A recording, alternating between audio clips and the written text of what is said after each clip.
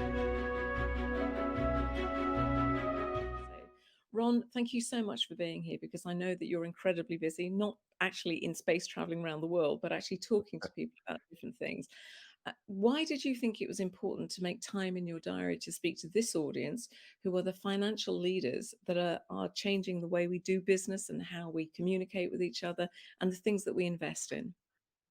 Well, first off, Adrian, thank you for this opportunity to speak to you and to speak to everybody because I do think it's very important to speak to this audience. I think it's a great honor to speak to this audience because finance, capital funding, uh, all of that is the rocket fuel of innovation. It is what propels us forward in our evolution as a species, as civilization, and it's really important to get that right because that's the foundational piece of the construction of our future. And so that's why I think it's so important to make sure that we address the topics that we're going to discuss today. So, would you think it's fair to say that these are the group of people who are actually shaping the world, and that kind of gives them this huge responsibility? But their day-to-day responsibility is delivering returns on the investments that they make. So, how do they get that balance right between a bigger responsibility to the everyday one? Yeah, I agree 100% that this is such an important sector of our society. The sector that makes things happen by creating the resources and providing the resources necessary for things like innovation and development and progress and construction and just building the dreams, making our dreams into reality. It's such a powerful tool that we as a species have developed to propel us forward. And I think there's ways that we can do this right, and there's ways that unfortunately are hurting us because I think the business decisions that we're making right now, which start with the financial decisions that we make. What are we going to invest in, what are we going to divest in? Those have the incredible power to either destroy our planet by clinging to the old way of doing things, to cling to the old models, the old mindsets, which are two-dimensional mindsets, to cling to an old era where that was obsessed with conquest and competition and growth and profit maximization, short-term profit maximization at all costs. Or business enterprise and the financial sector can help save our planet by uh, ushering in a new way of doing things and looking at things from the bigger picture and looking at things through the lens of three key tenets: long-term thinking, profound collaboration, and embracing our interdependency. And all of that is wrapped in the blanket of empathy and compassion. We have this false idea that moving towards a more just, a more socially inclusive, a more environmentally friendly approach, and moving our businesses forward and creating returns of investments for our shareholders and our investors are mutually exclusive. When they're not mutually exclusive, they're complementary, and in fact, they're required. Because I think in this new era that we're entering into, those companies that understand that they can protect the environment, they can move towards more socially just practices while creating new products and services, creating new jobs, and increasing profitability, can be done simultaneously. Those are the ones that understand that and embrace that are the ones that are going to be successful in the very near future. And I think those companies that take an exclusively proprietary mindset, those companies that deal in secretive dealings and corruption, those that put the complete focus on short-term profit maximization at all costs, are going to begin to see themselves being left behind, and they're going to have to adapt, evolve, and take on a much more collaborative, a much more open, much more transparent mindset that puts a greater focus on long-term investment, on long-term progress. Those are the ones that are going to be able to keep up with the economic growth, the restorative economic growth that is going to come from true, open, transparent collaboration that puts a greater emphasis on long-term goals and objectives. Well, it's interesting. The three tenets of this conference, and in fact of our events all of this year, are innovation, collaboration, and leadership. So it seems to me that what you're talking about sums that up nicely. And when you look down from space and you see the world and you realize, I think it rotates 16 times a day, does it, or something? Well, the Where, Earth rotates once a day. yeah, That's why that's what no, defines a day. really, But you we see we the same thing orbit the 16 Earth 16 times a day. times a day. Yeah. So you must look at that and go, hang on a second, we're all going around in circles, quite literally. Yeah.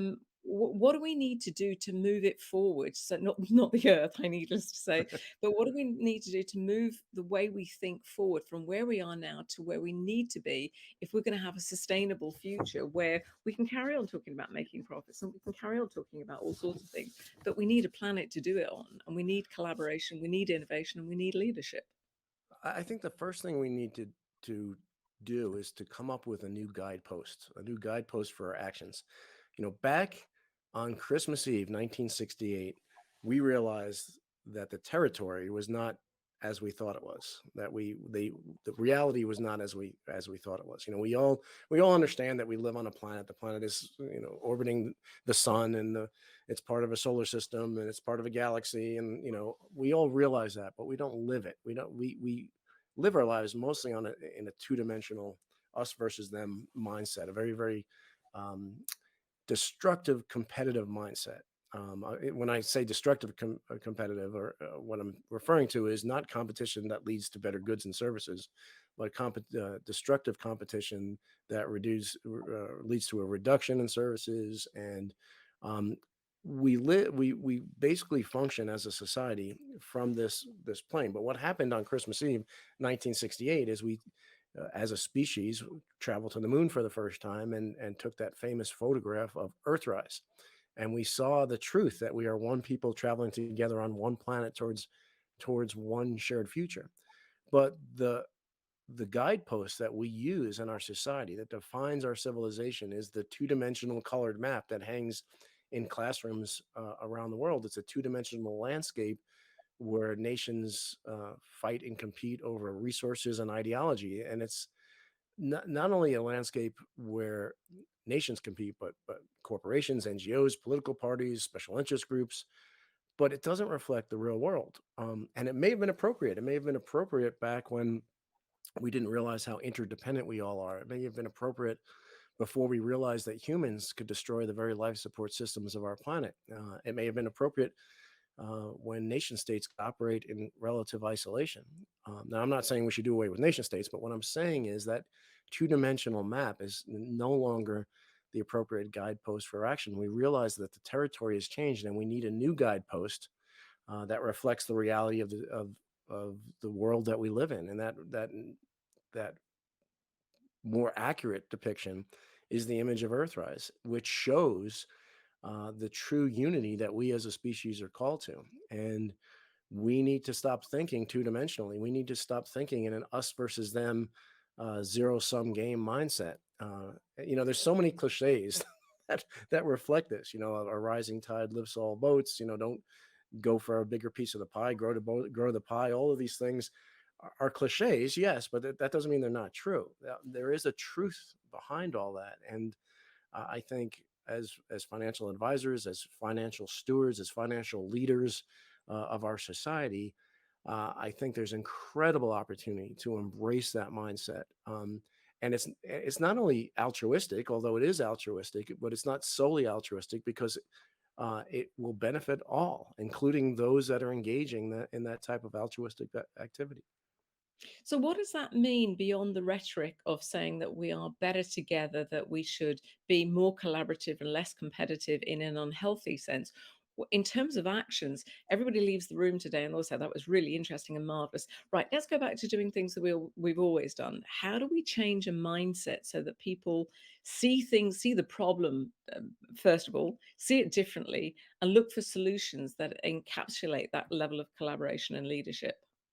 Well, like I said before, the business decisions that we're making right now that are fueled by the financial decisions that we're making right now can either save our planet or destroy our planet, depending on which way we go. But one of the ways that business and finance can save our planet is by creating the reality where businesses exist first and foremost to serve the needs of civilization.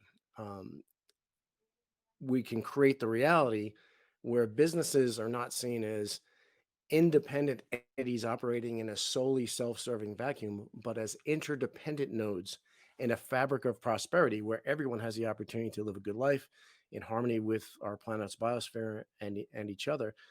We can create a new reality where business and political and financial leaders take a long-term, multi-generational view of investment and progress. And one of the term in I have a book that came out recently called Floating in Darkness. And in Floating in Darkness, I borrowed a term called dolly zoom. I borrowed it from cinematography.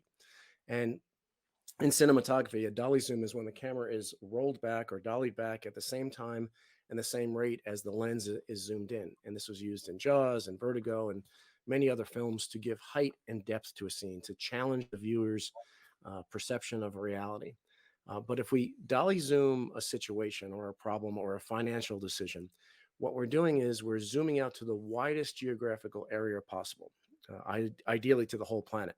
So this decision that I'm about to make, how is it going to affect the entire world? Or at least my community or my town or my corporation or my business? How is it going to affect the entire thing? But we can't just zoom out to the big picture and lose the worm's eye details on the ground. We need those. Those are important too. So we have to keep the small scale details in focus. We can't zoom out to the point where people become numbers on a spreadsheet or a consumer group or a voting block or anything else. We have to zoom out but maintain people's identity as valued members of our human family. So that's the spatial aspect of a dolly zoom. The temporal aspect of a dolly zoom is to zoom out to the longest time frame possible, ideally multi-generational. So how will this decision affect our great great grandchildren, right? But we can't lose the short term either, because right now we are almost completely exclusively focused on the next shareholder report, the next election cycle, but those are important too. So we can't lose those. So we have to integrate those two aspects of it. The last aspect of a dolly zoom is to look at things from multiple perspectives. And this really dawned on me on a spacewalk where I realized that my view of the planet, of our world, was changing by 5 miles a second. So when we look at things from two different perspectives, we see them in stereoscopic vision. We start to see beyond the two-dimensional plane. We start to see the depth. So the more perspectives we apply to a decision, to a problem, to the problem-solving process, the deeper our understanding of that situation will be, and the more effective and long lasting will be the resultant solutions that are derived from that. And so, those successful companies of the very near future are going to be the ones that realize that they're part of an interdependent fabric. They're not operating in a solely self-serving vacuum. They're serving the short-term goals of their organizations, but they're also looking at the long-term goals, not just of their organizations, but of the world. And lastly, they're looking at the big picture and the small picture from a geographic point of view. But doesn't that require a different mindset where people who have been competing with each other in an unhealthy way, when they're looking for the short-term gains, where they want the balance sheet to look great, never mind that tomorrow they missed something else because they didn't invest in whatever. Does your book, Floating in Darkness, help them to understand how to change that mindset and to see the value of it and to take the steps to do it? Because let's say everybody's sitting here in the rooms going, yeah, that's a great idea, Ron. We think it's marvelous. Yeah. What do we do now? Uh, how do they shift from where they are now to where they need to be? That is a really really good question, and it all boils down to perspective again. And one of the perspectives that we have is that we need to maintain the status quo at all costs. Um, that any change is seen as a threat that requires an immune response to protect the safe and stable status quo. But that reluctance to change, that reluctance to seeing a different perspective, that reluctance to incorporating a different mindset comes from the illusion that the status quo is safe and stable. In the exponentially expanding, progressing world that we live in, the riskiest course of action often is to keep doing what has been done yesterday. And I am telling you that what I have seen, the trends that I've seen from the data that I've seen show that the people who really pay all the bills, the consumers, the customers, the people who make all these multi billion dollar companies are starting to demand that companies act in certain ways and act within a framework of a perspective framework. And those companies that don't do that because they're maintaining the status quo, with a tight death grip on the status quo, are going to be the ones that fail. I mean, it's kind of ironic and paradoxical that the very things that are going to kill these companies is their fear of change, is their false confidence in the status quo, in the safety of the status quo. But those companies that realize that everything has been built on shifting sand, that the only thing that's constant is change itself, those are going to be the ones that are going to be successful. And so we need to continuously be looking for opportunities where we can do well by doing good. And those companies that do good are going to be the ones that do well and are going to progress and make it through this inflection point, because we as a society are in an inflection point right now where everything is changing. It shouldn't be hard to convince anybody that that's the environment that we live in right now, that what worked even a month ago might not be working today. So I think step one is to realize that everything has been built on shifting sands, and we can't just rely on what worked before, and we have to be open to new ways of doing things. And my view is that the new way of doing things is in harmony with society, and in harmony with our planet's biosphere. So, when you were looking down from space and you were thinking all these big thoughts about it being a pivotal point in time, and recognizing that human beings have a habit of doing the same thing they've always done and expecting different results, did you feel pessimistic when you looked down, or do you have any optimism about how we can get through this and that we will get through this? I felt simultaneously pessimistic and optimistic. I'm somewhat pessimistic in the short term.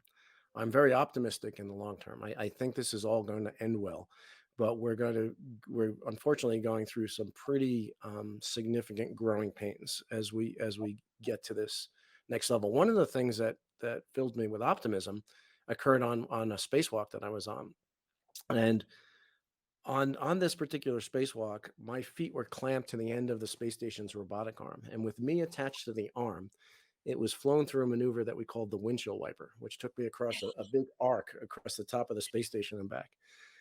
So at the top of this arc, I was about 100 feet, 30 meters above the space station, looking down at this enormous complex against the backdrop of our just absolutely indescribable, beautiful planet, 240 miles below. And the sheer beauty of that scene took my breath away.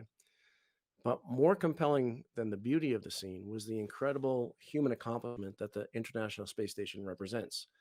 You have to understand that 15 nations built the International Space Station. Some of these nations weren't always the best of friends. Some were on opposite sides of the Cold War, opposite sides of the space race. Some fought wars against each other. But somehow, these nations found a way to set aside fear, to embrace awe and wonder, and to do this amazing thing in space, to set aside their differences and do this amazing thing in space.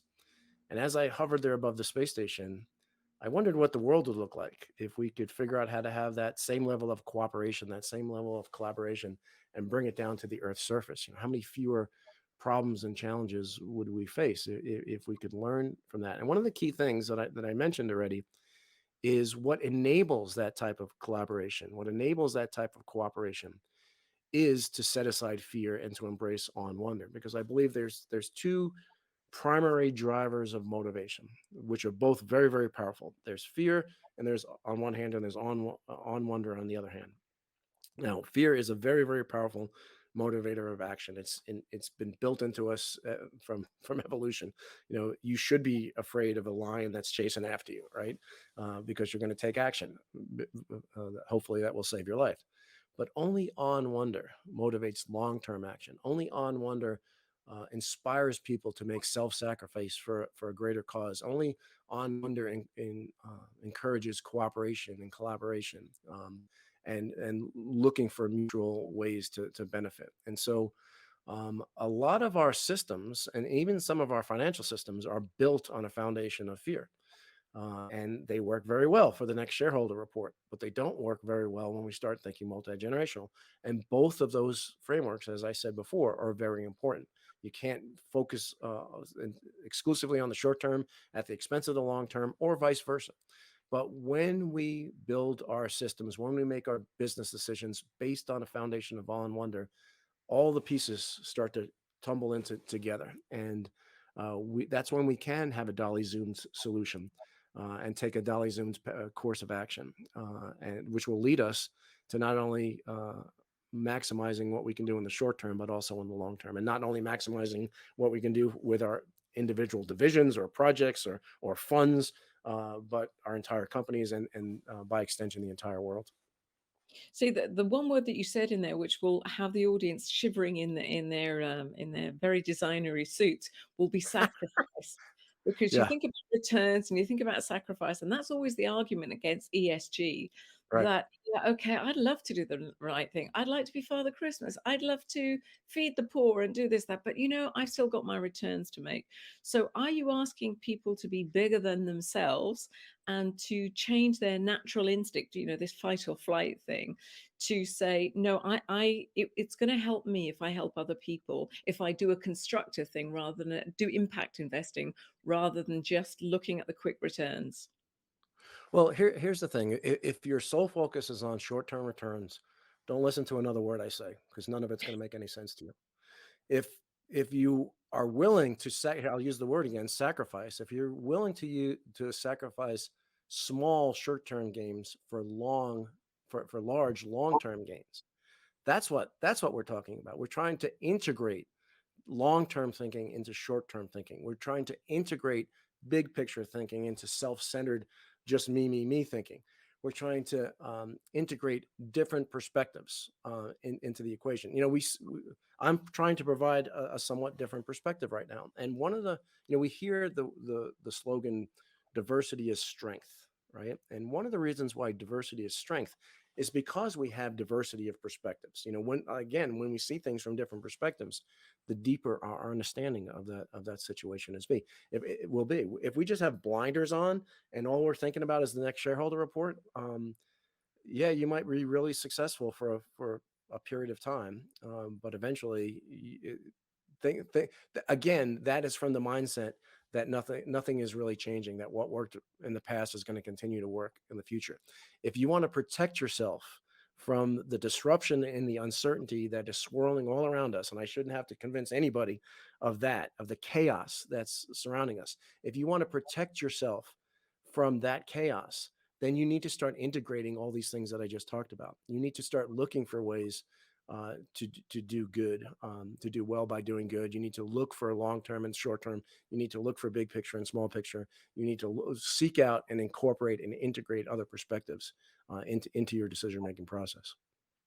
Well, I think that perhaps the industry is looking at risk in the wrong way.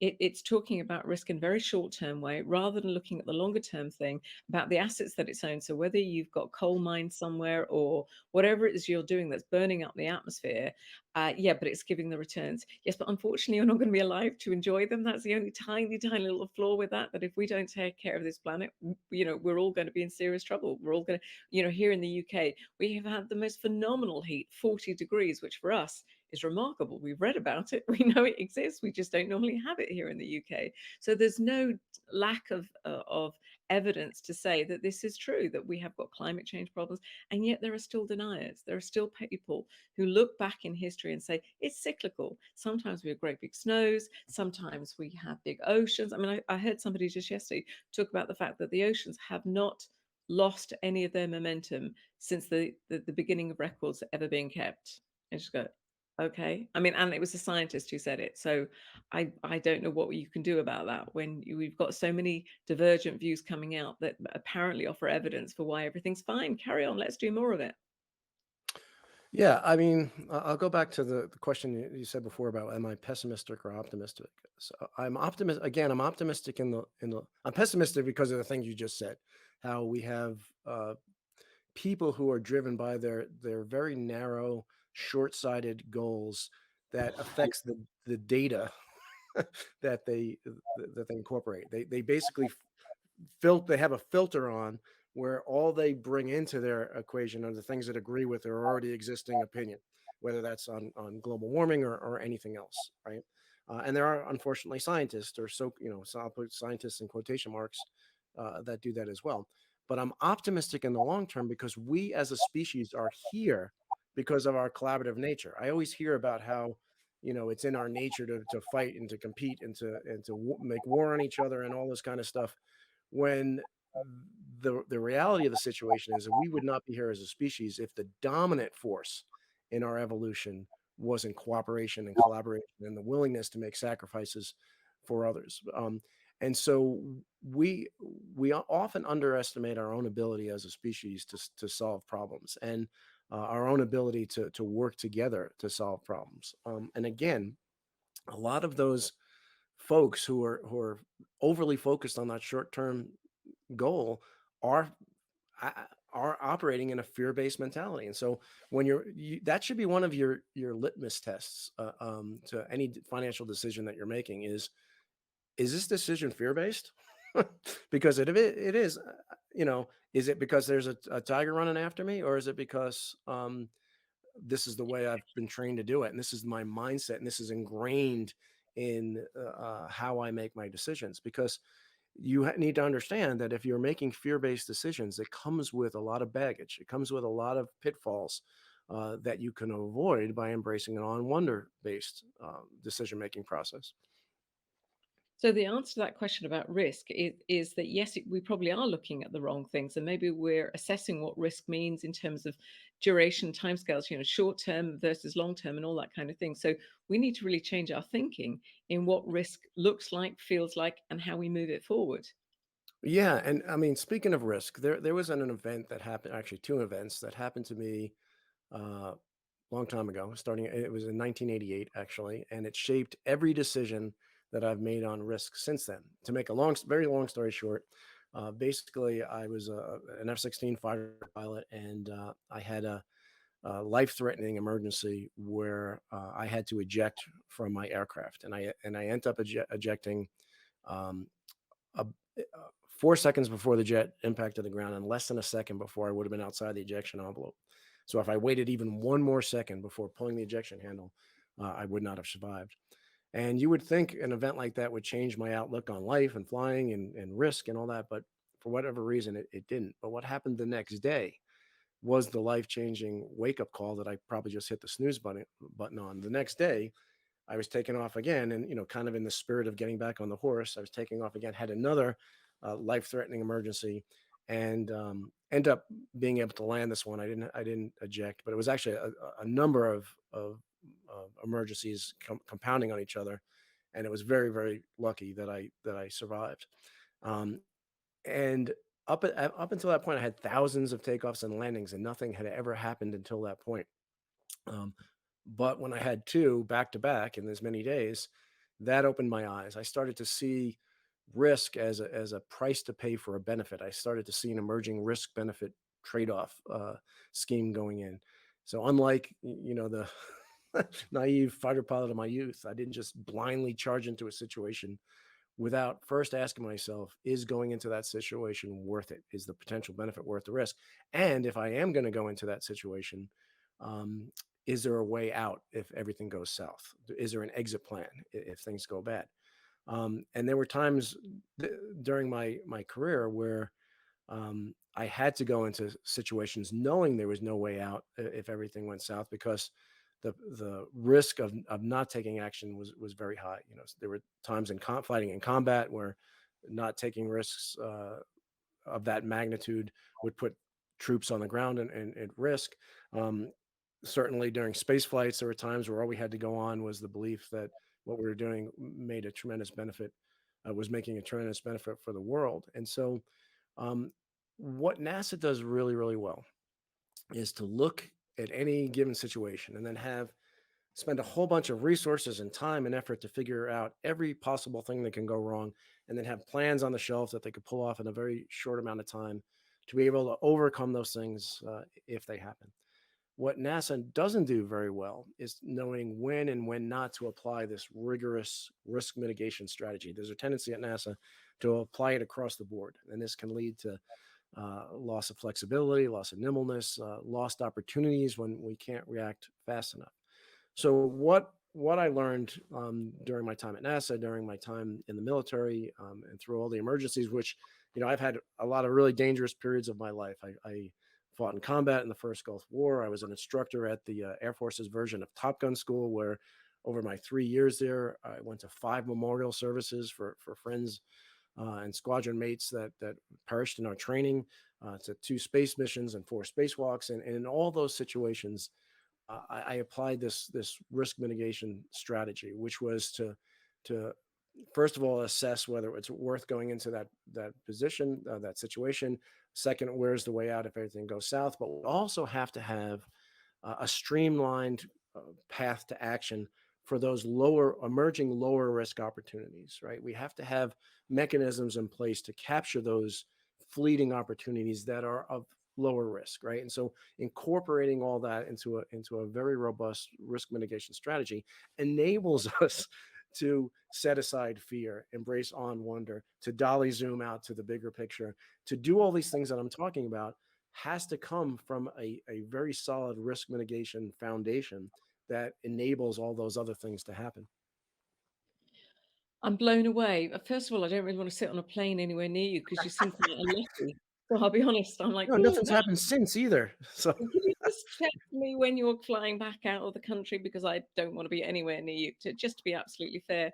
But no, you've clearly got a very different view of things from, as I said at the beginning, a global view. You call it what you like, I'll call it globe, whatever. It seems to me, do you feel optimistic or pessimistic when I think I talked to you about it earlier, but when you think about the changes you saw on Earth, whether it was volcanoes erupting or mountains slide, ice mountains sliding down on the ledges. Do you think we've got a chance? What do we have to do to really well, make that difference? one of the main things we have to do is properly frame the issues. And I've done a lot of work in sustainable development, and during that time in sustainable development, I was often frustrated with how we keep trying to deal with things like global warming, deforestation, ocean acidification, biodiversity loss as standalone issues, when in reality, they're but symptoms of the underlying root problem. And the problem is we don't see ourselves as planetary. That's why when you said global, I said, well, I'd rather say, instead of saying global, I'd say planetary. And the reason why I do that is because we don't live on a globe. Global is our financial networks. It's our computer networks. It's abstract lines covering a sphere. When I looked out the window of the International Space Station, I saw an iridescent biosphere teeming with life. I didn't see the economy.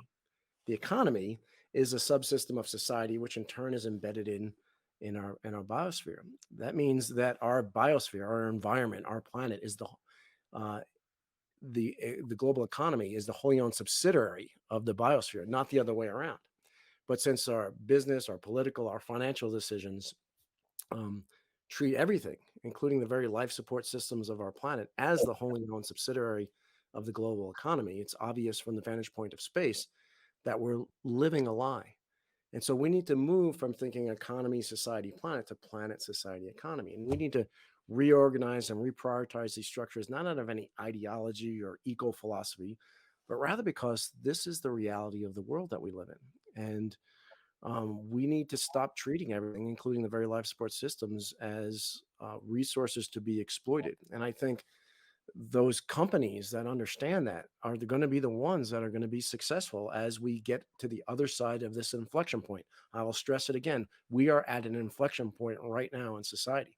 And those companies that we want to invest in are going to be the ones that understand that, are going to be the ones that realize that we don't have to be in space to realize that we live on a planet of finite resources, and we need to do something to reduce the rate at which we're using up non-renewable resources. And those companies that take an overly short-term view, those companies that don't engage in long-term sustainable practices, are going to see themselves as at a massive disadvantage as key resources in the value chain become more and more scarce. And the fragile supply lines and chains that we've seen right now should give us a pause and make us realize that this is really true. And it's not just supply chains, and I was just using that as one example. of how companies that are going to understand this, that do understand this, are going to be the ones that make it through the other side of the inflection point. Well, it's interesting. I think something like the pandemic with COVID has made a lot of people think differently about the fact how we're all interconnected. It's not just here, it's there and there and there. And that affected our supply lines and whatever. So perhaps the mindset is beginning to change. Now, I know you talk to schools and universities, but do you also go and talk to boardrooms and things like that? Can we all book you? Can we all say, please come and speak to us, tell us what's really important? And we all want Ye- to ask boring questions about space travel as well. We want to ask about the we and Yeah. things like that. So.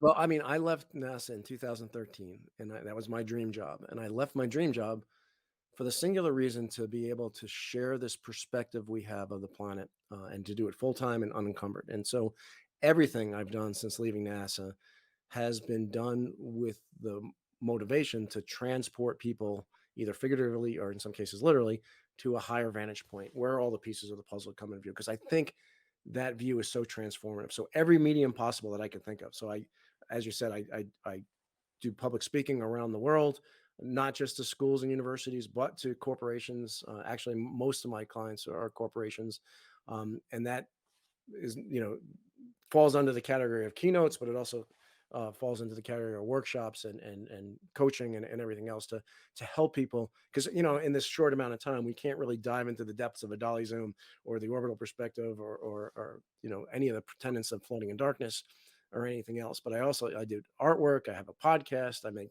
documentary films, I led a commercial spaceflight company for a while. And so all of that was done with that motivation, because I think the most powerful way to affect real change in the world is through business enterprise. And the rocket fuel of business enterprise is the financial end of that. It's what the investment part of it.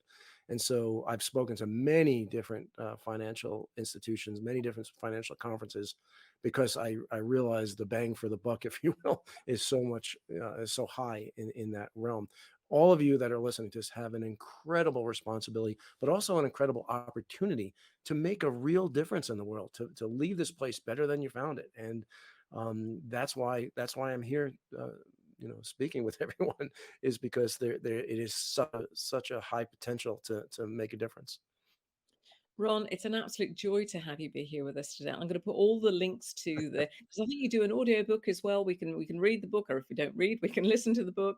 I want to put your agent's name on it. I want to put it all on it because I think that what you said today has been invaluable. I mean, to be honest, when am I going to speak to an astronaut again? Never.